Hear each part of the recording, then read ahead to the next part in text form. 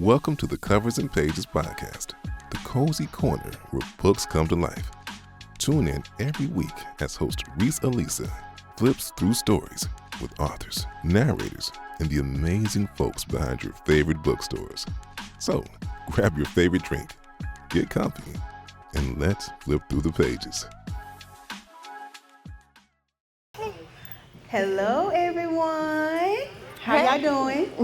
Good. Welcome to LitJava Coffee and Books. For those who do not know me, my name is Rese, and I have the pleasure of serving as your moderator for tonight's discussion. I'm so excited. Thank you. I'm so excited. So before we get started, I just want to give some housekeeping rules. Restrooms are located behind the barista counter, all the way in the back. Restroom sign is at the top. If you have not had the opportunity already to get you a non-alcoholic beverage and a food item, go ahead and do so. And in case of an emergency, God forbid, just please exit to my right, same door you came in. But there will be no emergency. There'll be good vibes, right? Okay, so I'm going to go ahead and introduce our guest. I'm so excited to have this book discussion with her. So, Maya is a 25-year-old Black romance and women's fiction author. She has penned over 30 books since publishing her first novel at the age of 16 years old. Her love for Black love has motivated her to create stories that reinforce the idea that regular, everyday people deserve extraordinary romance. Through her books, she wants to leave readers with a discussion, provoking dialogue about the Black experience. Everyone, if we can just stand on our feet and welcome to the lit stage, Arthur Maya. That's crazy. Thank y'all. Oh my goodness. Yum City. Yes. Oh, and I'm mic'd up. Yes. Hello, Maya. How are you? Thank you so much for just accepting the invitation. Of course. To talk about the book. I'm so excited. I truly enjoyed it. I have some good questions to ask. And once we finish, then we'll open it up for the audience to ask their questions, okay? Yes. So I always like to start off with people getting to know the author who do not know who you are. So just tell me, what inspired you to start writing books? So I've always been a reader since like kindergarten. I was reading Junie B. Jones and the Babysitter's Club and things like that. And I was like, I want to see more books and characters with stories that I relate to and that I can see myself in. So I was like, let me write stories about my experiences and the things I see in my life. So yeah, that's what made me want to. Do you remember the first book you wrote?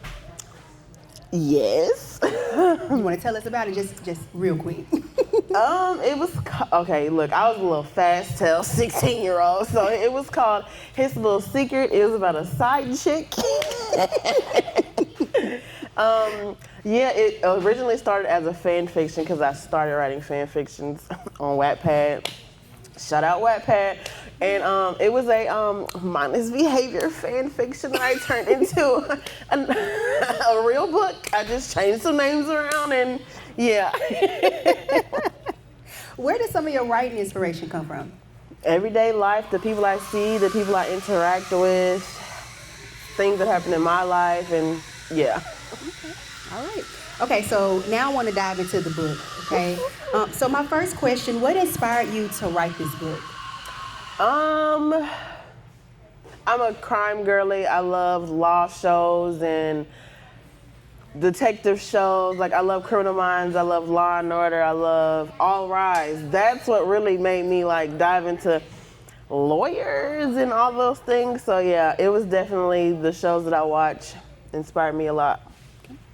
So this book opens with police sirens, the dispatcher call of the robbery, and Officer Mitchell arresting and accusing Donovan of a crime, then realizing he messed up. Why did you decide to open with this?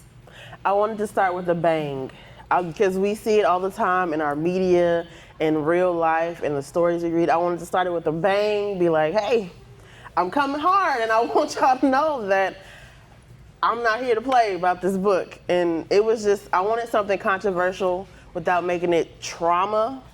Because, like, he could have did a whole lot of stuff to that boy, but he didn't. I wanted a balance that it's not too serious that it takes away from the romance. So, Burden of Love touched on police treatment in the Black community. Unfortunately, we see it on social media. Were there any scenes or characters that were particularly difficult for you to write? Not really. It all kind of just flowed well, and it just came, like, the characters had a mind of their own. I just let them lead the story and brought it to life as they wanted to tell it. So, did you seek out any like legal counsel or like police research to make it as realistic as possible? Because you hit a lot of stuff in that book. I was like, dang, is my girl an attorney? I actually got a degree in criminal justice from Sam Houston State University. So yeah, I took my degree because obviously I chose to be an author instead of a lawyer, but I took all the things that I learned from school and the research and all that stuff to put it into the book in a way that I could tell authentically. Good. So one thing that I loved about the book were all the Houston Easter eggs you dropped. For sure. I-45, 610, Buc-ee's, Frenchies. Yup. Okay, yup. the Marriott Marquis downtown. With the Texas pool. How important was it to add those in the book, especially by this being your first traditional pub? It was very important because I feel like in the media, all we see is like the crime areas and all the other things. I wanted to highlight everyday things that people could go to when they leave, no matter what. Like, you can pull up to Frenchie's anytime. Yes. You can go through Buc-ee's on any road trip. Like, I just wanted to feel like home, no matter what part of the book you're reading. And I know people, once they read it, they're going to probably Google Buc-ee's and be like, what's a brisket sandwich? Because listen, they wanted their brisket sandwich. Do you hear me? Hello? So did the story change significantly from your original idea during the writing process, and what was it? Kind of, yeah, because in the beginning, like, the traditional journey is rough. And so when they first got my original draft, they tore that thing to shreds.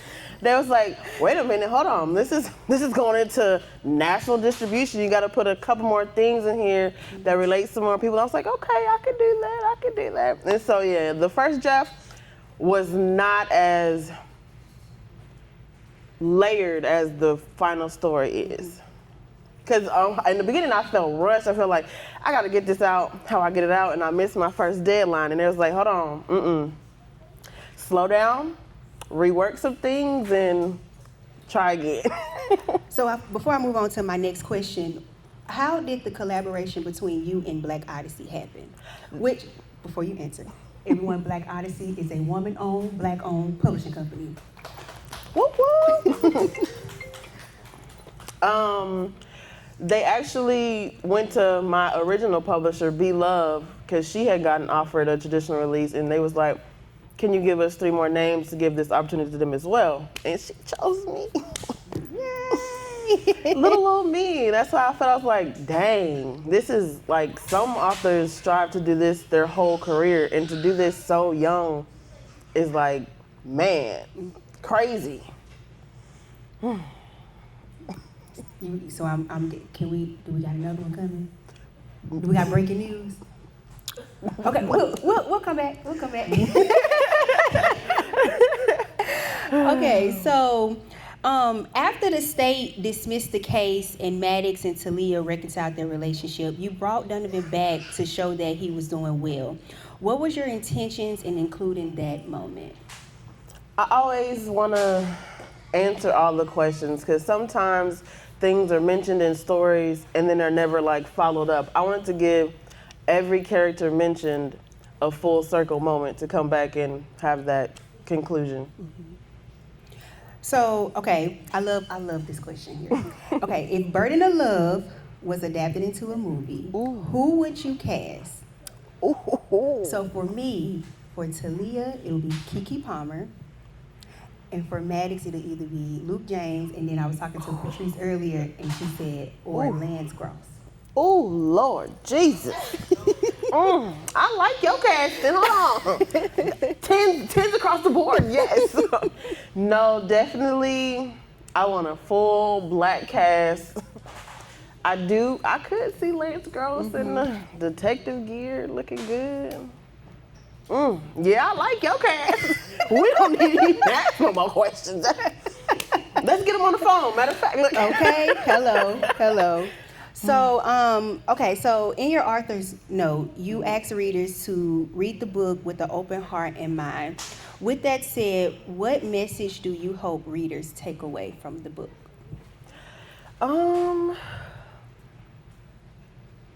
Ooh, that's a good one. Honestly, that if it's meant to be, it'll come back around. Because they went through a lot and she was ready to throw it away, but he was like, I'm gonna fight for this. I feel it in my soul that you're meant to be my person and I'm gonna fight for it. So yeah, definitely, if it's meant to be, it'll come back around. Okay, so I have a question for the audience, and this is a good way to segue into you all asking y'all's questions. So I want to know from the audience. So from the very first night, Maddox showed deep interest in Talia, even giving up his career to prove his commitment to her. Meanwhile, Talia was prepared to sacrifice love for the sake of her career. In your opinion, whoever would like to answer, who carried the greater burden in the relationship and why?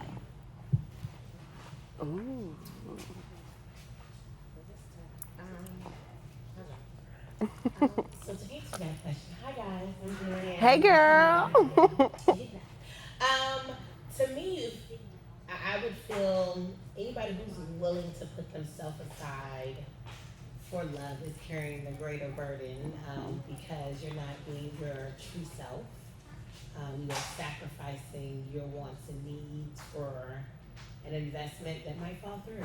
So if you ask me, she did. But Because she wanted to make her dad as happy as possible. for woman, so you know what I'm saying. So what she did, and we gotta stop that. But that's my little tidbit. I'd be like, man, so fine. But yeah,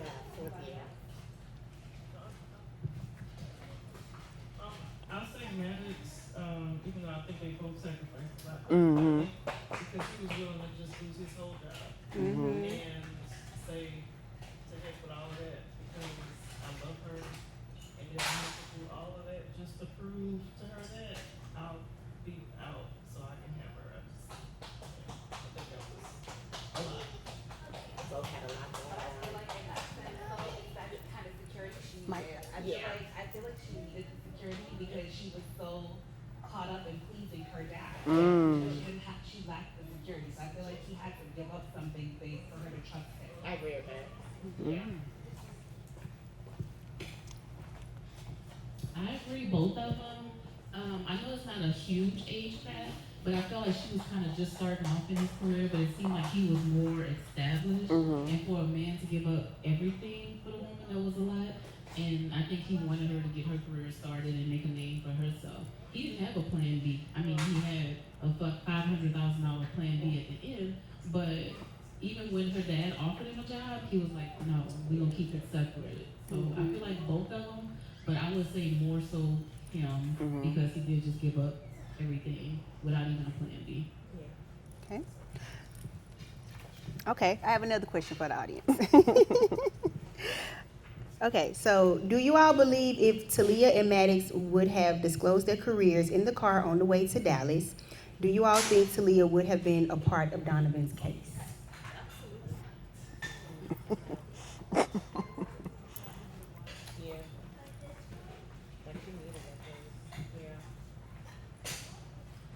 would say no. They probably would have ended things right there. It wouldn't have went any farther because she was very career driven and she had one mindset, just to make Parker up, please her father, do the right thing. And so if he had said anything about what he was gonna do, her mind would have shut down on it. Maya, I asked you the same question. Do you think if they would have disclosed their careers in the car leaving from Buc-ee's, do you think she still would have picked up on Donovan's case, been a part of his case? Thank you. Knowing my girl, she probably would have tried to make it work, but it would not have worked.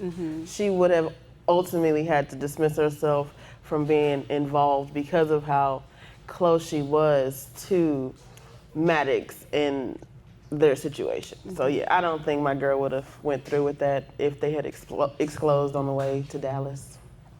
From Buc-ee's. Yeah, from Buc-ee's.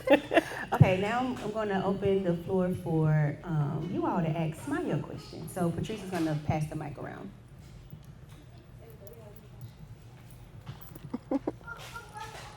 One, but then it came two once you started talking. So, I have in my Kindle a little bit right now, the book you have with Kimberly Brown. So I wanted to ask you how that went, and then my second part, because you said you studied criminal justice. Are you planning on doing anything more in that genre, or are you going to stay romance? If you have, this is my first book by you, so if you have, my apologies for not knowing. Working with Kimberly Brown is always amazing. We signed to VLP around the same time, so she became my VLP sister, and our chemistry worked so well. Like, the book flowed by itself. Oh, I love that girl and her writing. So yeah, it was so great. Like, and to see, like, when we first dropped, it was kind of slept on because people were like, I don't want to read this kind of taboo book. What do you mean she fell in love with her ex-boyfriend's brother? But no, yeah, once you get into the pages and you see how well and like they fell in love, you understand why everybody started to love it after they pushed past that first initial, this is kind of crazy. And then, for your second. Can you announce the book for people who do not know? Oh, Something in My Heart. Like that song, Something in My Heart. That's exactly what I played every time I wrote in that book, like every time. But for your second question, I don't know. I'm a romance girly, and so I don't really like all the detective stuff, writing it, because it took a lot out of me. I like to write regular people doing regular things and falling in love. So this book tested my pen, but I have fun, but I don't think I do it often.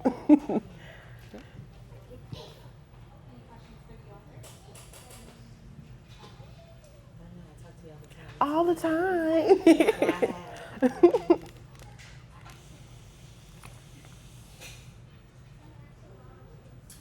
know, let me see. I think she might ask this. How long did it take you to write the book, like in total?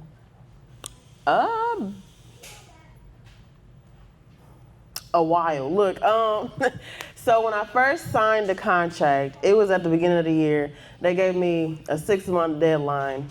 Then life happened. Life hit me up and down, roller coaster, all on the ropes. And so they extended it a few more months. So it literally took a year and some change to fully write the story. Okay. Oh, I do have a question.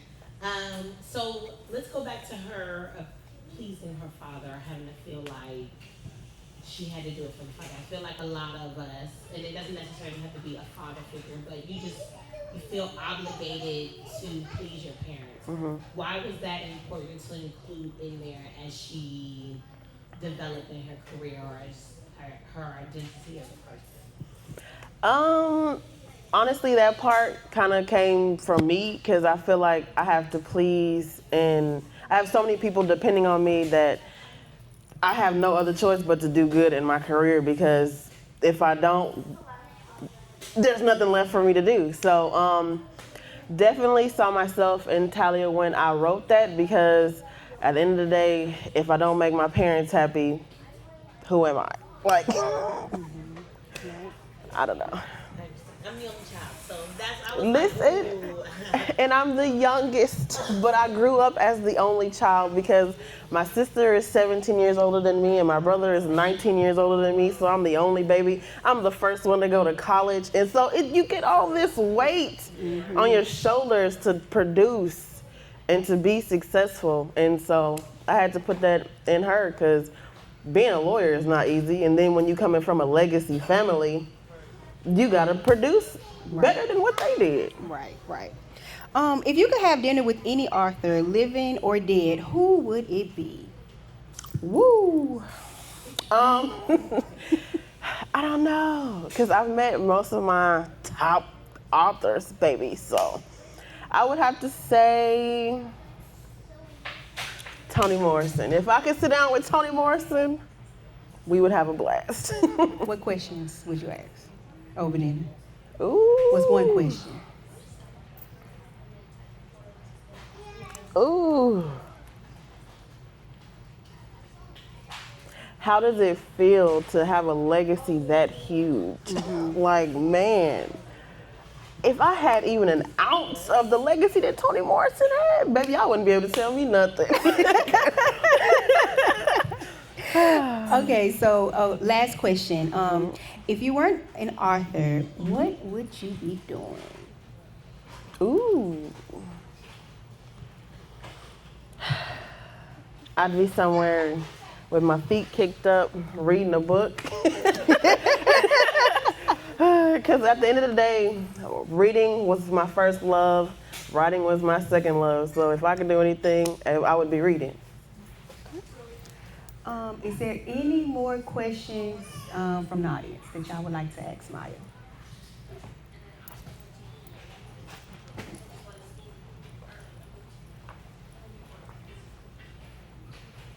So, are you working on anything new that you can tell us about? Ooh, I am. So I'm writing this cute little shadoop about a security guard and a social media influencer. They meet at a block party. I'm trying to build my own world, so Okay, cute. I know I'm building my own city, so I'm having these cute little things to build into there. Yeah, it's a cute little romance. I'm also gonna dabble in paranormal. Okay. I know I'm gonna write my first vampire story. I'm so excited. But yeah, that's what's up next for me. Do you have any upcoming events that you're attending? I will be at Books on the Ground in October. Whoop, whoop.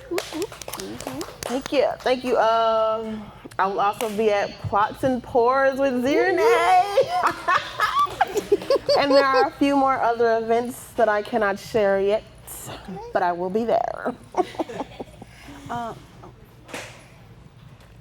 Because I'm nosy. So, what's like your writing style? Like, what do you like to do while you write? Like, what gets you in your zone to bring Ooh. Okay, so I start off with my playlist. I love a good neo soul. I listen to Alex Isley, Kenyon Dixon, Jane. I don't know. She just dropped the album, 10s across the board. I love old school R&B to set the mood. I like me a warm leathered amber candle. Smells like a sexy black man. And then I have my lights low, music blasted. Girl, yeah. Exactly. Any more questions?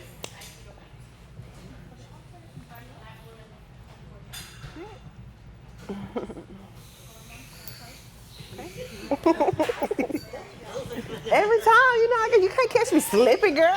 Love the clever art. So how was that Bless you.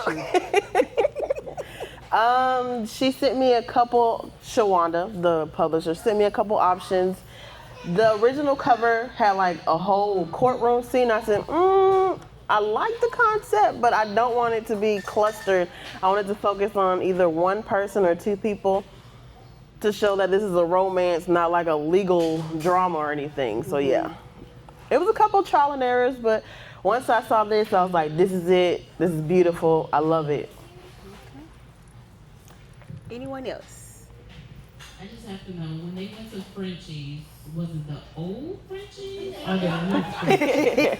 The new fancy Frenchie's? The new building with the blue sign, yeah, it was that one. It was, it was that one.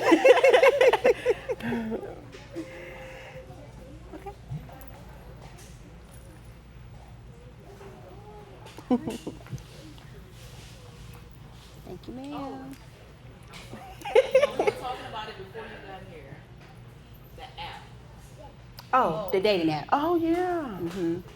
So when I was reading, and I'm like, this is a real app. Like, is there an app where people just sign up and get bent over like the same thing? Well, I don't know the name of it, but I can tell you I'm a Christian. amen. No, but I think that's what people use Tinder for. I think you just put it And I was telling her POL. yeah. No, yeah, there are a lot of dating apps. When I was reading, I'm like, how you don't expect to get pregnant? Like, they just went at it. And Yeah. I heard her say no protection, and then when she laughed about being pregnant, and she was like, I'm not even on birth control. And I'm like, what do you think was gonna happen? Well, as a chaotic lover myself, you don't be thinking about the. No, let me tell y'all. Oh my God, I'm finna overshare. So the first time I met the love of my life, he came over. We had the candles, the lights, red light special. Yes. He had me. This is so oversharing. This key in the room. I'm so sorry, but that man had me folded. I said, don't even worry about that protection. And then literally 2 months later, I was pregnant. I said, oh no. And now we got 2 kids living together happily ever after. So when I Yes. tell you my books roll fast because I'm a fast person. Oh, that sounds crazy. But yeah, that's just, I write my life. That's how it is. Are there any more questions?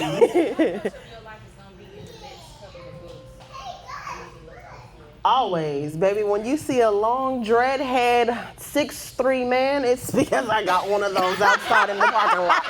Yes. And so literally like in college, baby, y'all couldn't tell me nothing. So I literally put most of my experiences somewhere in my books and just sprinkle them everywhere because I've lived a life. Hello. I saw you write on Threads. You said, Arthur, start writing those smut scenes. During ovulation. During ovulation. Yes. And it do. But I can't help it if y'all get epilogue babies. Because I got 2 of them. Look. Oh my goodness. Is there anything else you would like to share with us before we close out? I just want to say thank y'all all for coming because this is reassuring. Like, I be like, people don't read my books. People don't want to show up for me. And then when people actually come and they actually talk about the book and how much they loved it, it's just like, girl, why do you think people don't support you when it's in the numbers and it's in the presence of actual readers? That's beautiful. So I just thank y'all so much for actually showing up for me because I appreciate it a lot. Yes. And I thank you for answering that DM. And always. And on behalf of myself, the owners of LitJava, Angie and Dewan, and the entire LitJava staff, we thank you for just showing up and just being amazing, writing good books. Thank you. That's what we love. If you have not purchased your copy of Burden of Love, you can purchase it at the barista counter, and then Maya will sign it. And, I'm sorry, for people who do not follow you on social media, give them your socials. I am on TikTok, Instagram, Facebook, Threads, at Author Maya. You can follow me, I follow back. Yeah. And everyone, thank y'all for showing up. Thank you. This was amazing. And we are done. Yay! That's a wrap on this chapter of the Covers and Pages podcast. If you loved today's conversation, don't forget to follow, rate, and share the podcast with your fellow book lovers. You can also find us on Instagram at Covers and Pages Podcast. Follow the host at Rese Alisa Reads on social media. Until next time, keep reading, keep listening, and keep turning those pages.